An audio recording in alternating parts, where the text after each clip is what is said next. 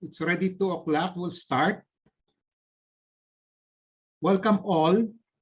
Please mute yourself, but always show your video picture. Sign in your name.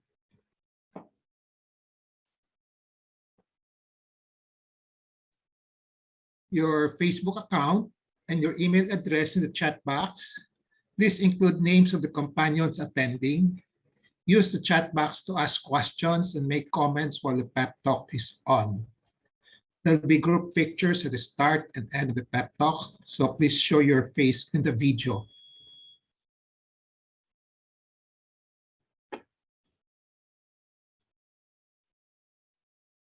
As a reminder, please take the online CUM evaluation test exercise or ULETE for mastery of learning and have a certificate after you get a perfect score. The link, I placed the link in the Viber group as well as in the Facebook group. I will ask Abed to place the link in the chat box. Also, as a reminder, 50 ULETE certificates will entitle 1 mentee to a free voucher for telemedical consultation, like this. Let's now have a group picture taking before we start in 2 minutes the lecture proper. Please turn on your video. Please show your face.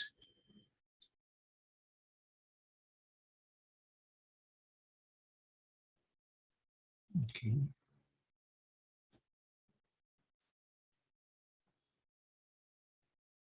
One, two, 1, 2, 1, 2, 3. Okay. Yes.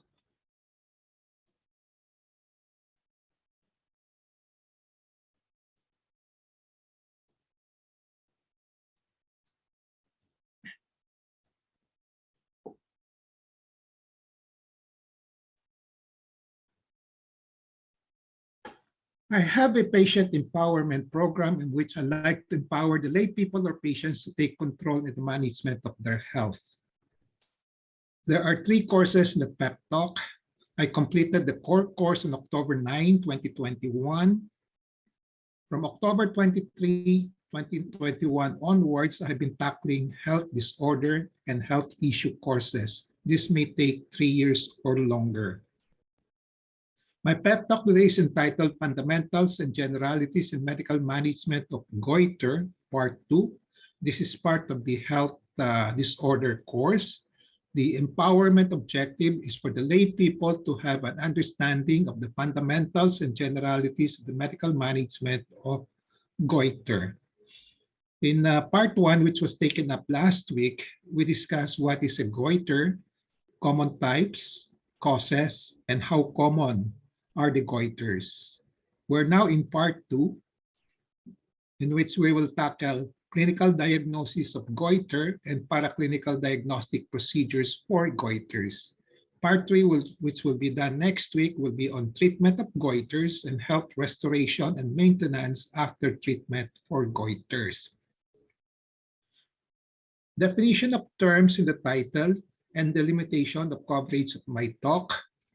Fundamentals to mean simplest and essential facts and theories which can serve as a basis or foundation and support for advanced information. Generalities to mean general statements of information, not covering specifics and details. And medical management to mean diagnosis and treatment usually done by physicians. Let's start with the clinical diagnosis of goiter. When you say clinical diagnosis, it means a conclusion or a decision made by a physician after examining a patient and after evaluation of the data on symptoms and signs. There are 2 kinds of data that the physician evaluates. The first is the symptom data, and these are what are felt and observed by the patient or a person on his or her body. And signs are the findings of a physician after doing a physical examination of the patient. Procedures in the clinical diagnosis of goiter, patients presenting with symptoms, and then the physician evaluates the symptoms to look for cues for a goiter and then cues or a pattern for a particular goiter disease. Then he does physical examination to look for sign cues for a goiter and also cues or pattern for a particular goiter disease. After which, after getting the sign and symptom data, the physician processes this to determine whether a goiter is present, and if present, what is the particular goiter disease. And the processes used in the clinical diagnosis of goiter, you have the pattern recognition and the prevalence. Pattern recognition process means realization that the patient's presentation conforms to a previously learned picture or pattern of a disease.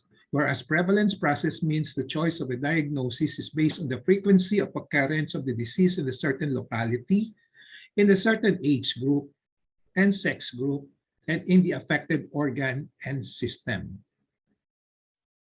Common symptoms that will lead to suspected presence of goiter are the following. These are the more common ones.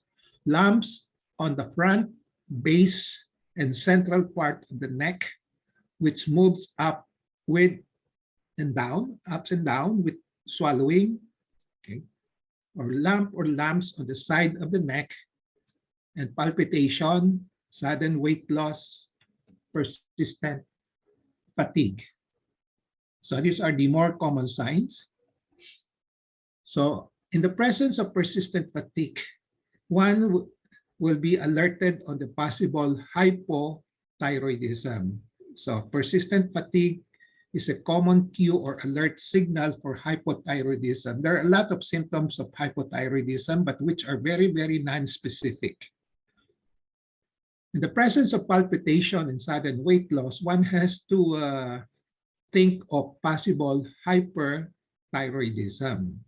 Again, there are other symptoms of hyperthyroidism, but these are the more common ones. In the presence of lumps on the neck, in the front, base, and central part, which moves up and down with swallowing, and then if there is also a lump on the side of the neck, okay, these are cues or alert signals for tumors because of the lump presentation, which could be benign or malignant. Okay? Whatever it is, it has to be evaluated further, and it needs more sign cues.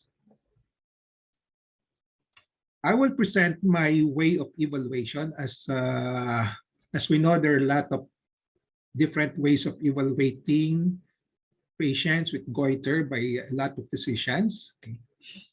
My approach is that after a patient tells me her or his symptoms, which may suggest a goiter, I examine right away the neck and check the pulse rate. This is the minimum. Then I additionally gather other data as indicated with the goal of coming out with a more specific and accurate clinical diagnosis. Scenario 1, after examining the neck and checking the pulse rate and gathering other data, okay, this is one first scenario. Supposing the thyroid gland is not palpable, not enlarged, there are no nodules in the thyroid gland, no neck nodes on the side of the neck, the pulse rate is less than 90 per minute, which is considered normal, and then there are no symptom cues for hyperthyroidism and hypothyroidism. The clinical diagnosis will be the thyroid is normal thyroid gland. Another scenario, another situation, the thyroid gland is palpable, it's enlarged, and there are nodules on the thyroid gland. The clinical diagnosis now is there is a goiter, but as to which type, it has to be evaluated further to come out with for a more specific diagnosis as to the type. Another situation, there is a goiter, meaning that there's enlargement, there are nodules on the thyroid gland. But if the pulse rate is less than 90 per minute, then the diagnosis is a non-toxic goiter. Non-toxic means there's no hyperthyroidism. It could either be normal uh, level of thyroid hormones or hypothyroidism. Now, the other scenario is that there is a goiter, but the pulse rate is equal or more than 90 per minute. Then the clinical diagnosis is a toxic goiter because of the possibility of hyperthyroidism. Toxic implies hyperthyroidism. To repeat, there is a goiter, another situation. The thyroid is diffusely enlarged. The pulse rate is equal to or more than 90 per minute, which suggests toxicity, toxic goiter. There are tremors, and then sometimes the patients can present with bulging eyes. Okay. So the clinical diagnosis is toxic goiter, specifically hyperthyroidism. If there is concomitant bulging eyeballs, then the specific type of hyperthyroidism is the so-called Graves' disease. There are some patients who will not present with bulging eyeballs, so the diagnosis would just simply be called hyperthyroidism or toxic goiter. Another scenario, there is a goiter. The thyroid gland is diffusely enlarged. The pulse rate is less than 90 per minute, which is normal, but there is persistent fatigue. So the diagnosis is non-toxic goiter, and the opposite of hypertoxic is hypothyroidism. Another scenario, there is a goiter. The thyroid is diffusely enlarged. The pulse rate is less than 90 per minute. There is adequate intake of iodine-rich foods in the history. There is no history of persistent fatigue. So the diagnosis will be non-toxic goiter. Specifically, the most common one based on prevalence is a diffuse colloid adenomatous goiter. Same situation, but this time there is history of inadequate intake of iodine-rich food. So this time, the clinical diagnosis is non-toxic goiter, and more specifically, this is due to iodine deficiency, or the specific diagnosis is iodine deficiency goiter. Another situation, there is a goiter, there are nodules, there is or are nodules, the pulse rate is less than 90 per minute. Okay. This time we call it non-toxic nodular goiter. Okay. Which has to be further evaluated for more specific diagnosis because there is a nodule, there are nodules, we have to determine whether it's cancer or not. There is a goiter, the thyroid gland has nodule or nodules, single or multiple.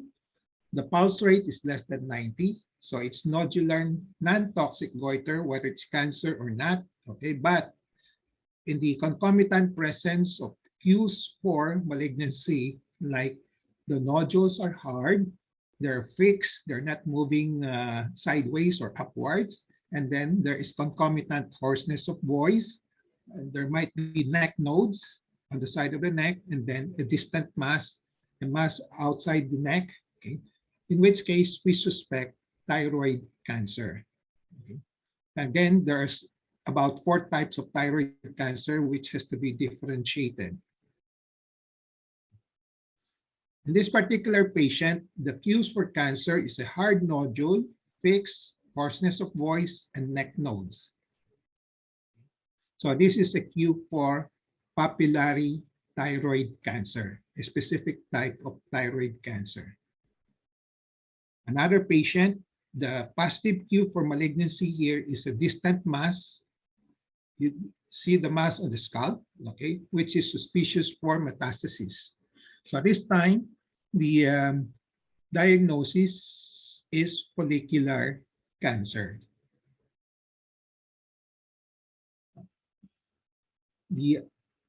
Another situation, probably this is the last. There is a goiter. There are nodules. Okay. The pulse rate is less than 90.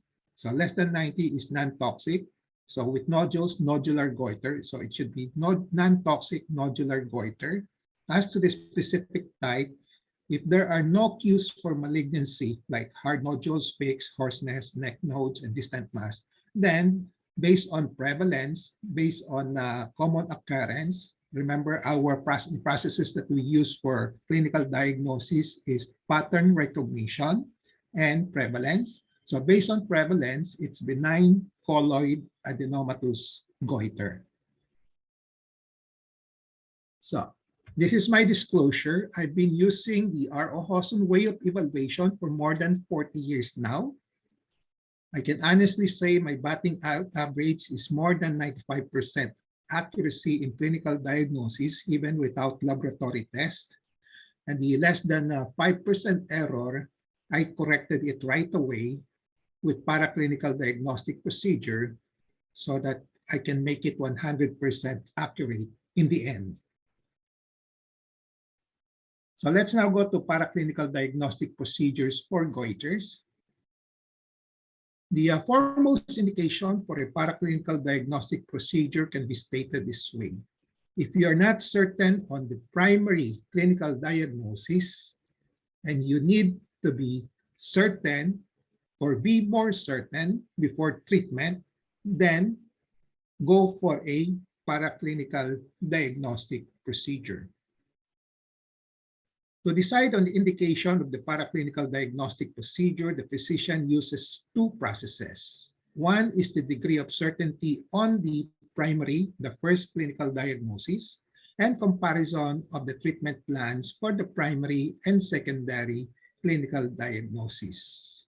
And as a rule, there is no need for paraclinical diagnostic procedure if one, you are quite certain of your primary clinical diagnosis, and the treatment plans for the primary and secondary diagnosis are the same.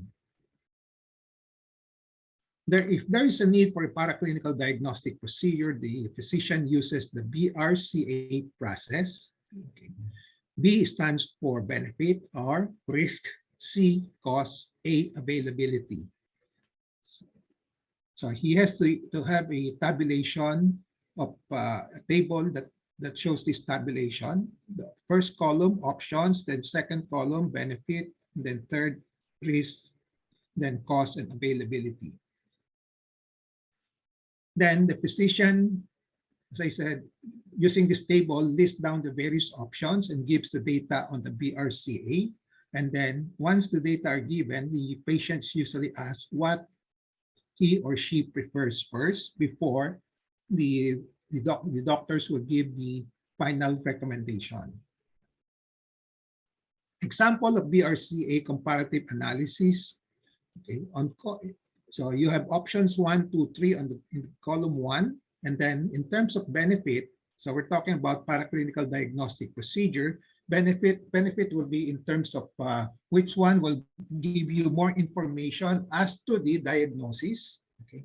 So for option 1, the accuracy of the test is 99%, an example. Option 2, 90%, and option 3, only 60%. Supposing that all the risk in the 3 options are acceptable, but in terms of cost, there are differences, 4,000 for option 1, 3,000 for option 2, and 1,000 for option 3. Assuming that they are all available, so what will be the recommended option? So if you look at the put priority on the benefit, which is the goal, 99% accuracy, you would choose option 1, which costs 4,000. If the patient cannot afford 4,000, he can only afford 3,000, then you can go for the second best, not the 90%. But do not go for the third option. 60% is no good, okay? Even though the price is only 1,000. Common instrumental and laboratory diagnostic procedures that can be used after clinical diagnosis of goiter include the following: thyroid function tests such as FT3, FT4, TSH, Imaging procedures like ultrasound, thyroid scan, CT scan, MRI, PET scan. These are just examples. Needle aspiration with or without biopsy. It has to be said that the competencies required of physician managing goiter should have the following, should consist of the following. So the physician should know the uses and indications of all known diagnostic procedures for goiter. He used one or two as needed and as indicated. Select the most cost-effective one and know how to interpret the results. So these are the competencies required of physicians managing goiters. For thyroid function tests like FT3, FT4, sometimes it's just T3, T4, TSH, these are used to check the level of thyroid hormones in the blood. If it's normal, you call it euthyroid. If it's abnormal and elevated T4, at least T4, T3, and the TSH is not elevated, we call it, we diagnose it as hyperthyroid. Hypothyroid means the thyroid hormones is below the normal level. So indications for the thyroid function test. One, when the physician is not sure whether a patient has hyperthyroid or hypothyroid even after the clinical examination. And number two, when they are needed to have a baseline and follow-up values to monitor subsequent medical treatment. Supposing the patient will undergo medical treatment and then follow-up will include getting the values of the thyroid hormone levels, then the test will have to be done. Interpretations of the thyroid function test. Euthyroidism means normal. So you have normal FT4 and normal TSH values. It's hyperthyroidism if you have elevated T4, FT4, and below normal TSH. And hypothyroidism if the FT4 value is below normal but there is an elevation of the TSH. This is the general guidelines in the interpretation of the thyroid function test in terms of which one is present, hyper, hypo, or even euthyroidism. For imaging procedures, the indication is when they are needed to evaluate the structure, the anatomy, okay? Examples will be ultrasound, CT scan, and MRI. And at times, if the function needs to be evaluated, one can use the thyroid scan and the PET scan, okay?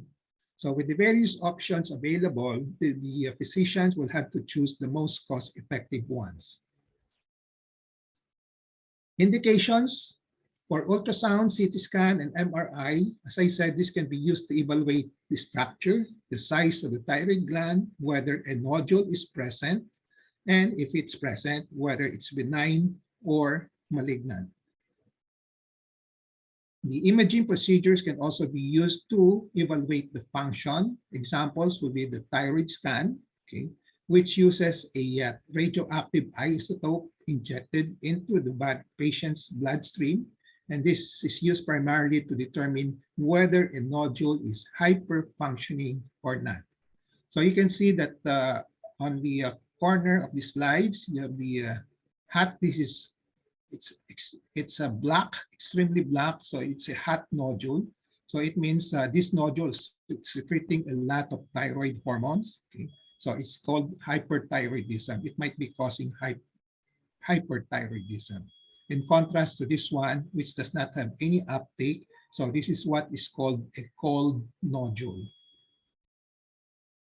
Needle aspiration biopsy, with or without biopsy, indications when there is a need to determine whether a nodule, so the starting point would be the presence of nodule, whether the nodule is solid or cystic, okay?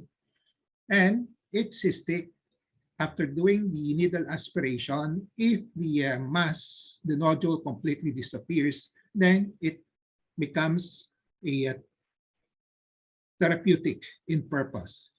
It started with diagnostic purpose, and then, but since the cyst has been reduced in size, the needle aspiration is now considered a treatment, the type of treatment.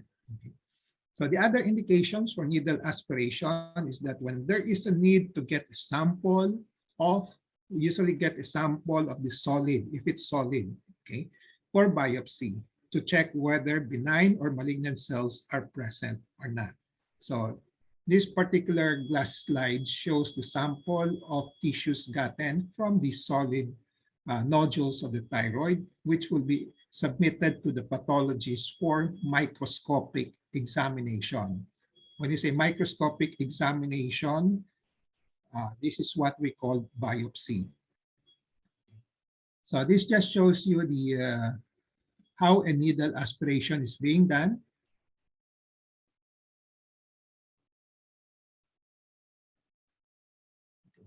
Patients sitting in the clinic. This small hypodermic needle and syringe is used to aspirate.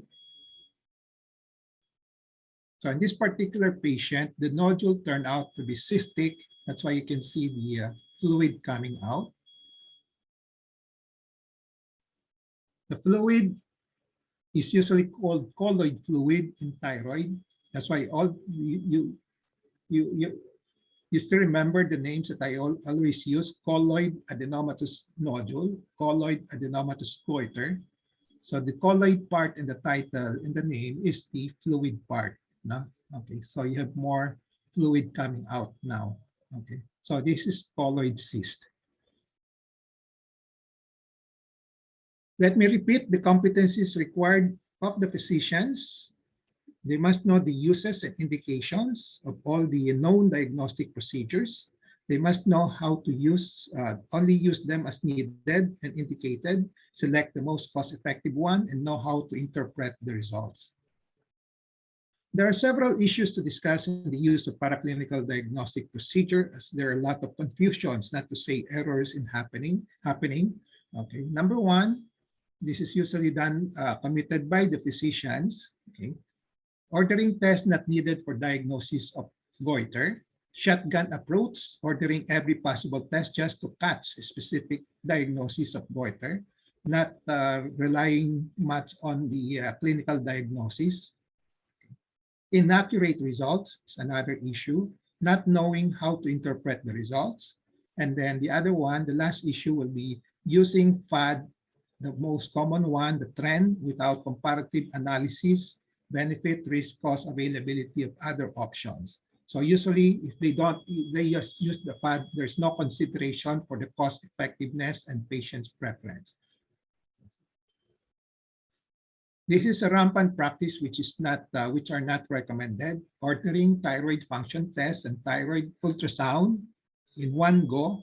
Okay, FT3, FT4 TSAs, and thyroid ultrasound in one go, in one package for all patients with goiter. This is a rampant practice. So this is an example of a shotgun approach, and patients with nodules with no symptoms of hyperthyroidism or hypothyroidism do not need to have thyroid function tests. A lot of times you can diagnose hyperthyroidism and hypothyroidism just based on the signs and symptoms. Okay. A lot of times physicians accept results as final. Again, this is a common practice and this has to be remedied. Okay. But one has to remember that results of paraclinical diagnostic procedures are not always 100% accurate or perfect. There are errors, and also non-conclusive. Okay, non-conclusive means not definite. Okay, which must be recognized by the physicians. The physicians must know how to interpret and evaluate the results and then correlate or check it with the findings on the patient's body, okay, the signs and symptoms, and decide whether to accept or to hold or to repeat. So these are the three decisions that the physicians will have to make after evaluating interpreting the results of the paraclinical diagnostic procedure and correlating it with the clinical findings. So the other issues, as I said, using FAD, okay, the most popular ones without consideration of the table that shows benefit, risk, cost, availability. So examples of BRCA, okay, for thyroid, these are imaging procedures commonly done for thyroid. So you have the ultrasound, thyroid scan, CT scan. Okay. So if you try to analyze the different options, okay, these are all indirect examination because it's imaging. But in terms of benefit, okay, so you have 2 plus for ultrasound, 1 plus for thyroid scan, and then CT scan 3 plus. Okay.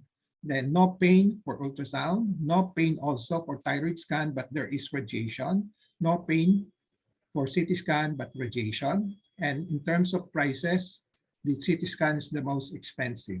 Okay. So if you were to choose which one is the most cost-effective procedure in this imaging procedures, okay, then you would choose ultrasound as the first choice. Another example, this time putting in biopsy. Biopsy is also a paraclinical diagnostic procedure. Comparing biopsy and the ultrasound, thyroid scan, CT scan, biopsy will give you the direct information because you get the sample from the tumor itself. So the diagnostic yield will be the greatest, 4 plus. Okay. But the only problem is that there is a pain, usually minimal. Okay. Okay. The cost is here, comparative. Okay. So if you were to choose which one, the patient is not afraid of the pain, can accept pain, then you choose biopsy. Okay. So summary and takeaway, I have discussed the following topics: clinical diagnosis of goiter and paraclinical diagnostic procedures for goiters. Takeaway in relation to patient empowerment: be always in touch with reliable medical information on fundamentals and generalities in medical management of goiter. Knowledge is power. It gives power. Use the 4 Ks of patient empowerment, which are kaalaman, kakayanan, karapatan, and kapangyarihan to gain greater control over decisions in the medical management of goiter. So with that, I end my pep talk today. Fundamentals and Generalities in Medical Management of Goiter, Part 2. I hope I have empowered you to have a better understanding of the fundamentals and generalities of medical management of Goiter, Part 2, which are clinical diagnosis and paraclinical diagnostic procedure. So before we go to the question and answer portion, as a reminder, please take the OLETE for Mastery of Learning and have a perfect score to get this certificate. And then 50 OLETE certificates entitled one to a voucher. Okay, entitled one to a free voucher. We are now on our 34 or 33, 34th lecture. Okay, so there are already 34 OLETE certificates are being given away. Okay. So let's now have a group picture taking before we start the QA or interactions.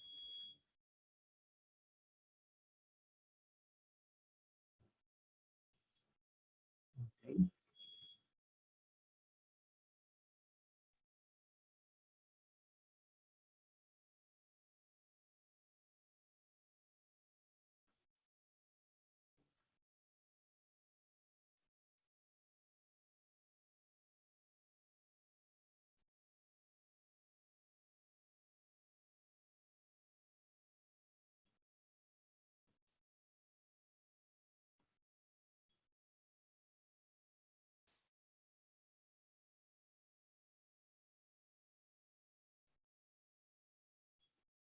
Okay.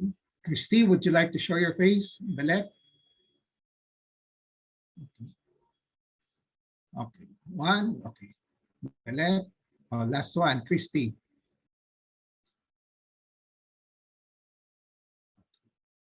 Okay.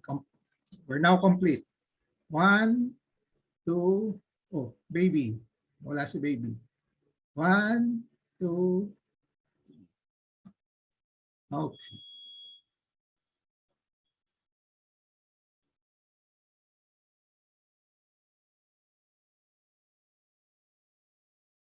Okay, so the floor is now open for questions, comments, interactions, suggestions.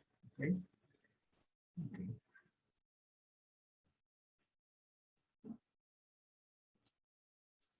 Last time, it was just an intro on the type and the prevalence. This time, it's more direct to the point. More, I think, you will learn a lot from today's lecture.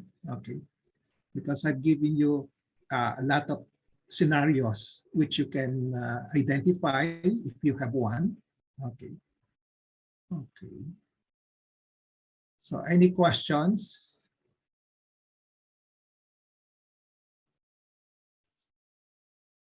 Who likes to share their experience also?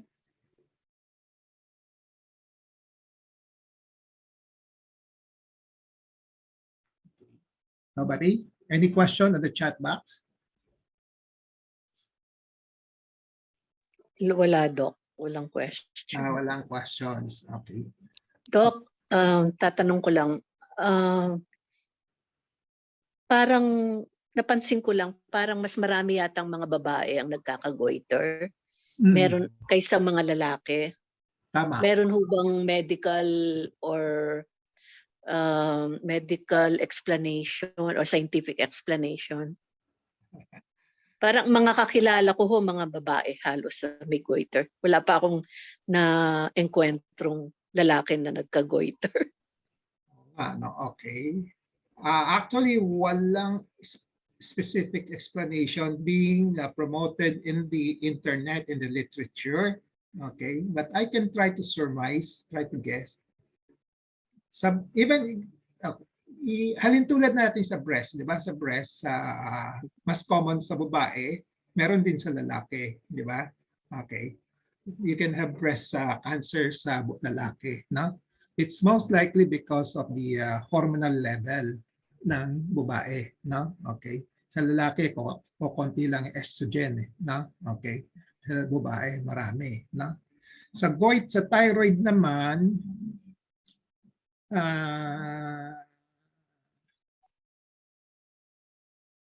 I can, okay, probably, ito, guess ko lang ito, ha? Okay. Considering ang pinaka-common is colloid adenomatous goiter. Ang pinaka-common, 90%, no? Okay.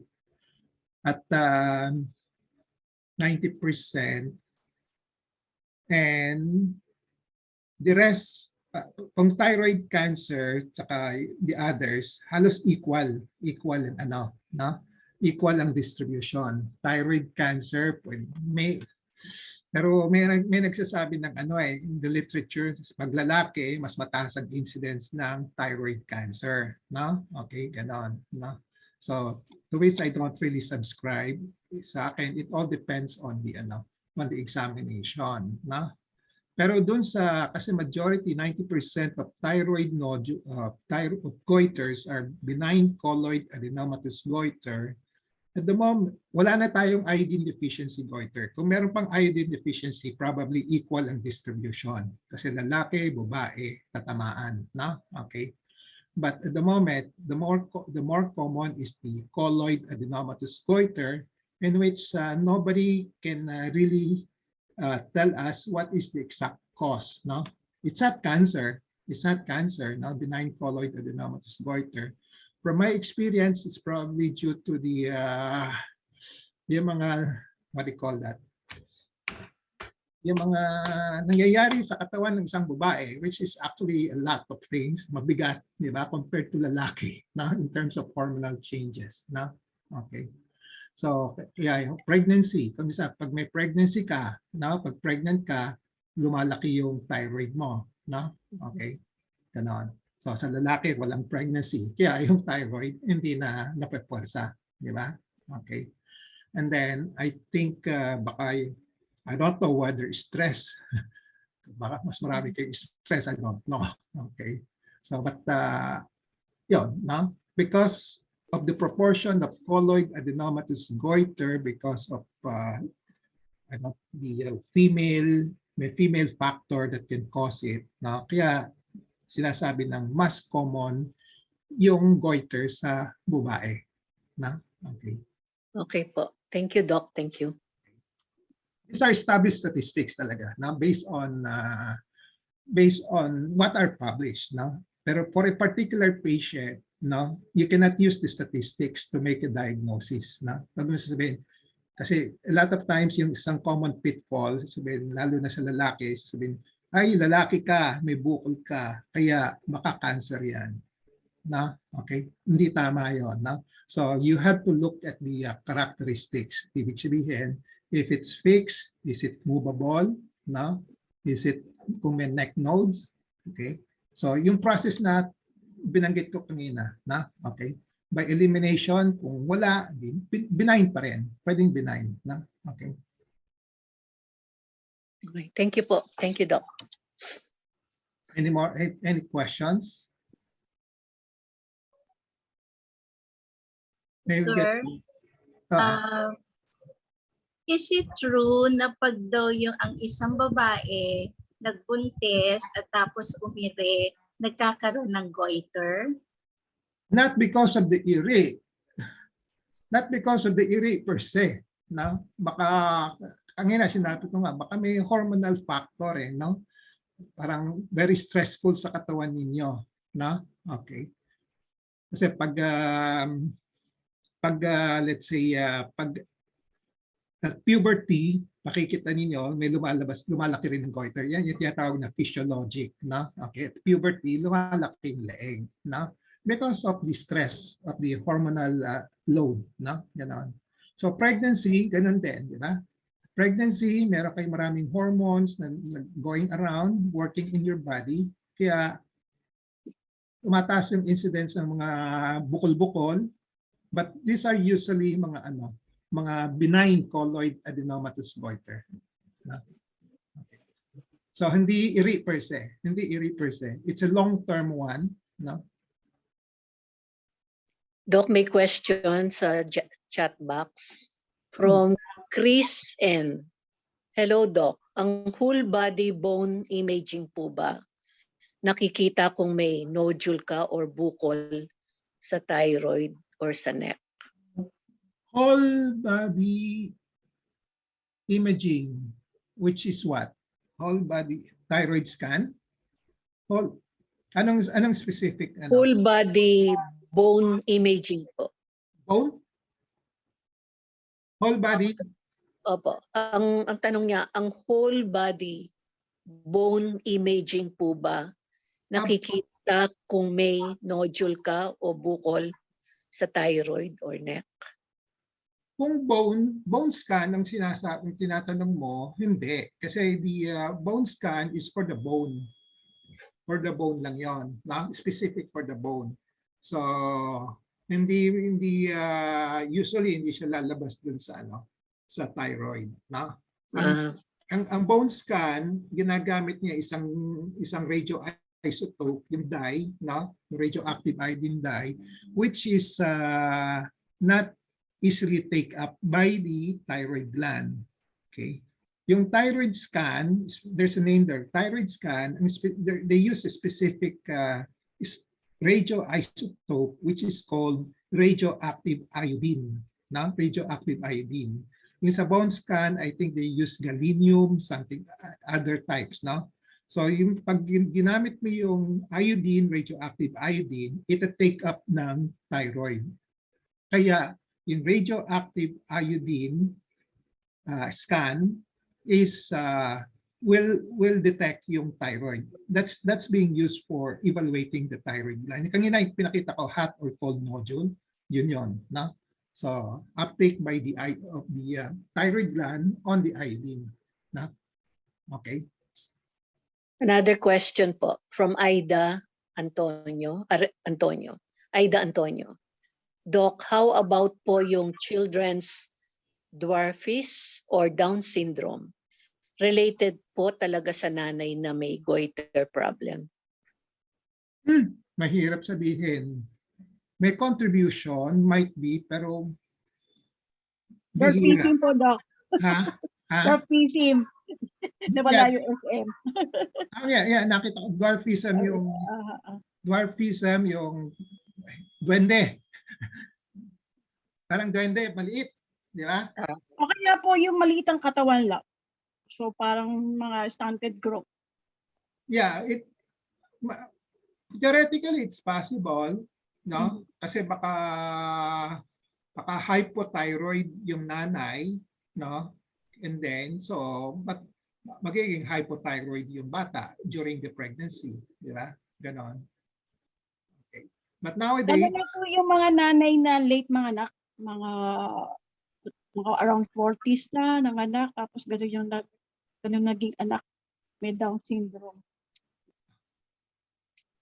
dalawang bagay yun. Yung down, halos walang kinalaman kung Down syndrome. Okay. No? Kung dwarfism, baka pwede pa. Diba?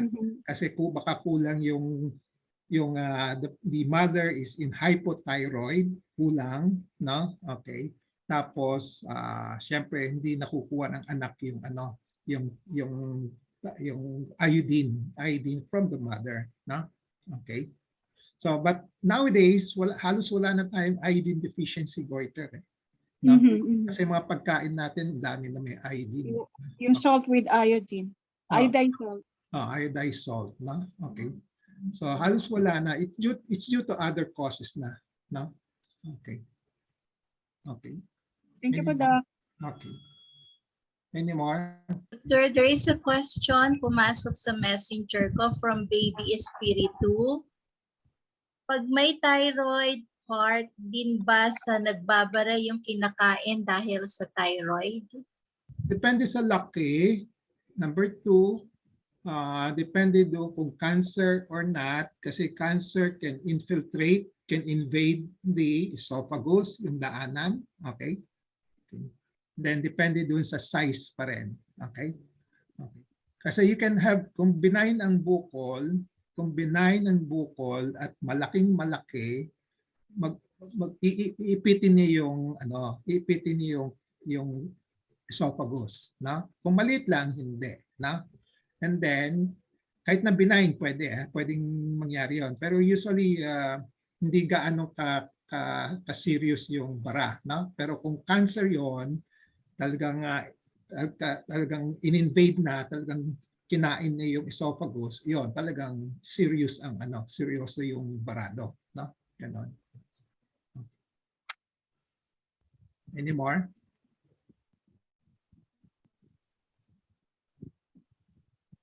May link, may question. Kanina may nakita ko yung link.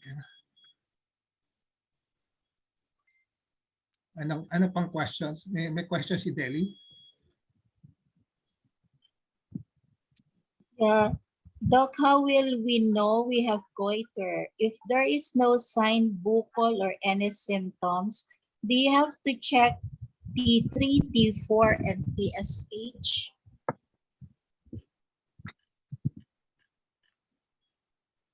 Yung sinabi ko nga, how will you know you have goiter? Number 1, ang unang slides ko kanina, if the thyroid gland is not enlarged, no, hindi siya palpable, walang buccal, and then the pulse rate is less than 90 per minute, no, walang mga bukol-bukol, no symptoms of hypothyroidism, walang symptoms, then normal siya. Okay? So you don't, 99% normal. So you don't need to have yung mga thyroid function test, no? Okay? So kadalasan ino-order ng mga doktor yan, no? Okay, na hindi kailangan, no? Kasi basta gusto ng pasyente, gusto ng malaman, ikuha ng test, no?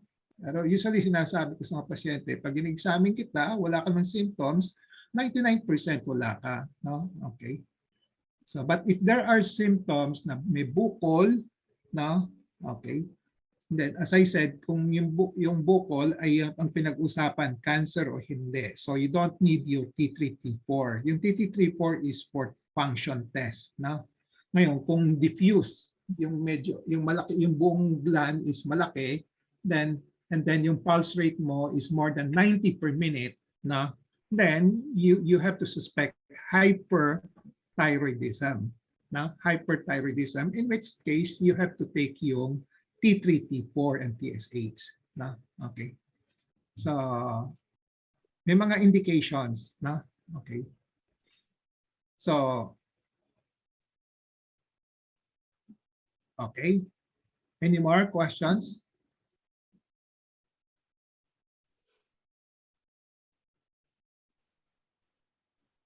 Ano? May questions? I bet merong si Mel.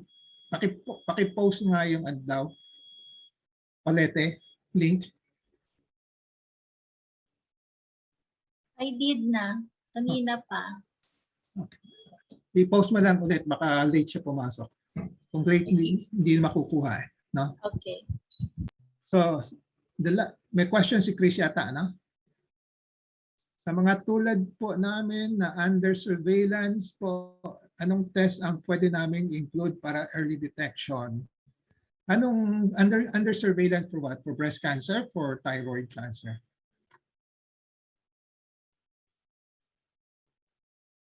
Chris? Sesha? Okay. Kung breast cancer surveillance, if you're not if you don't have any symptoms of thyroid, goiter, no need. No need. No? Okay. Wala namang direct association. Pag sinabi may breast cancer ka, siguradong meron kang thyroid. Bihira yun. No? Okay. Bihirang-bihira. 1% lang. No? Okay.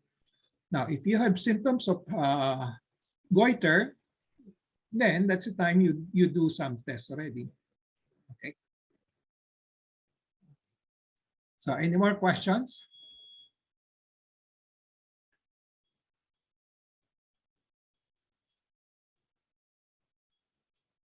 Next week, we will be discussing treatment. No? Okay. So, maraming issues that are involved in the treatment. No? At probably I can allay some of your fear kasi I think some of you here, present here, merong mga goiter, di ba? But MCAG yon, no? MCAG, multiple colloid adenomatous goiter, no? Which do not need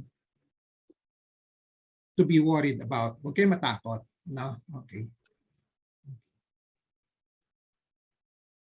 Si Aida is a thyroid cancer, kaya lang, ang ganda ni Aida ay 33 years na, walang problema. No? Okay, so no need to worry. No? Okay. Okay. So any other questions? We still have 3 minutes to go.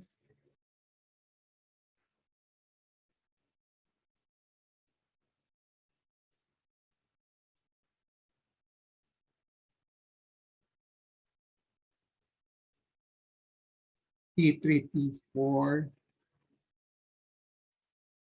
I just, one question lang po. Kasi yung, remember our driver, he's so afraid to have surgery.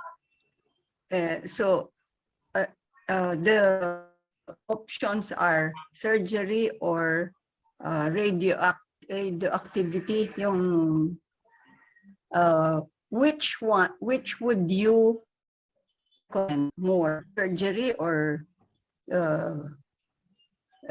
radioactivity? There are 3 options which I will discuss also next week. No? Next week. O, sige. 3 options. Okay lang. Sasagutin ko kasi okay lang yung mga gano'n. 3 options for patients with hyperthyroidism. No? You have medicine. No? Yung I think gano'n iniinom niya ngayon. No? Yung Tapasol, yung PTU, no? Metimasol, Tidine. No? Tapdin. Tapdine. No? Okay, that Tapdine belongs to that category of medical therapy. Then the other option is radioactive iodine therapy. No? The other radioactive yung ini-inject dun sa bloodstream and then it will go to the thyroid gland. Doon siya mag-concentrate. And then But that's expensive, no? A little expensive, yeah. Okay. So, and then iba-burn niya yung thyroid gland para hindi siya mag-produce ng excess thyroid hormones. Kasi hyperthyroidism means it's producing a lot of thyroid hormones. No? Iba-burn niya. No? Okay?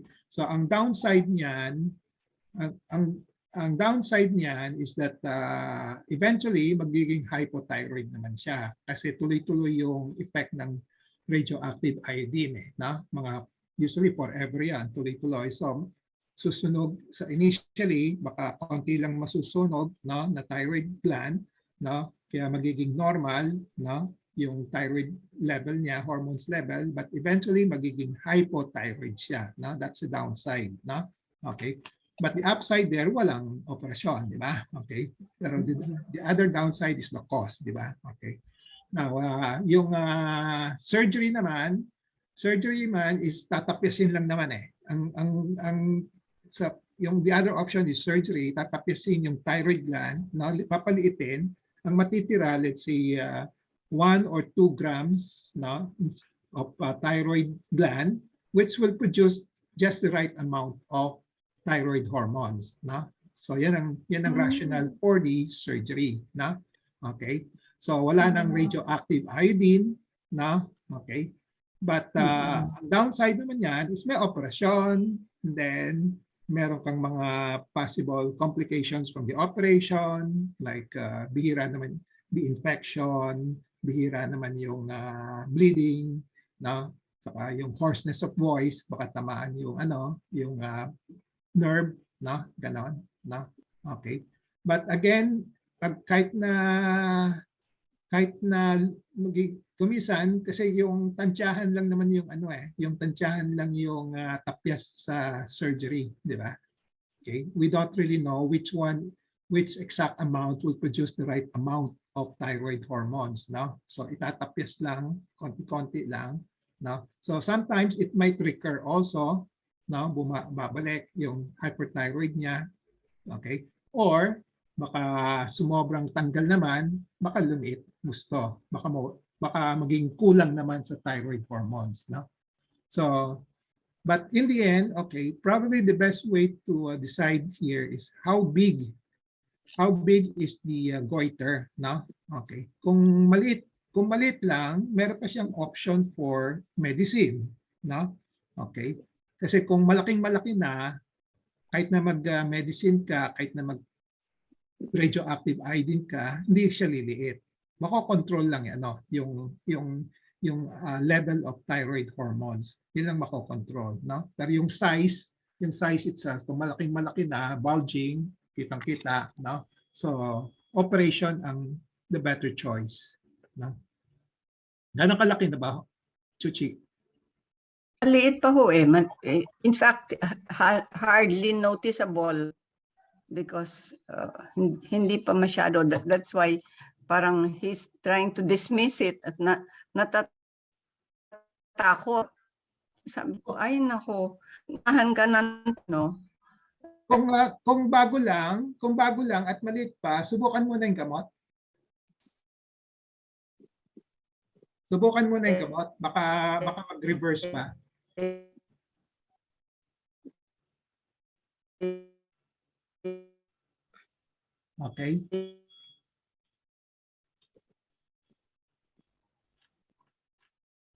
My very unstable, Doc, sorry.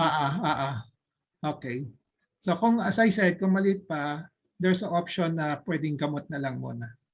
Gamot muna. Okay. Posible, no? Sige, I will give. Kaya lang, matagalan yung monitor. Okay lang. Kasi ganun din, pag magpapa-opera, usually baka gagamot ka pa rin. Yung, ganun din. May radioactive iodine, gagamot ka pa rin after the radioactive iodine. No? Correct. Okay. So, sige po. Thank you. Okay. Thank you. You're welcome. Any more questions? If there are no more questions, we call it a day. It's 3:04. Okay. Wala na? Last call? Okay. No more questions. So, goodbye. Good afternoon. We'll see each other next week again. Hi, Doc.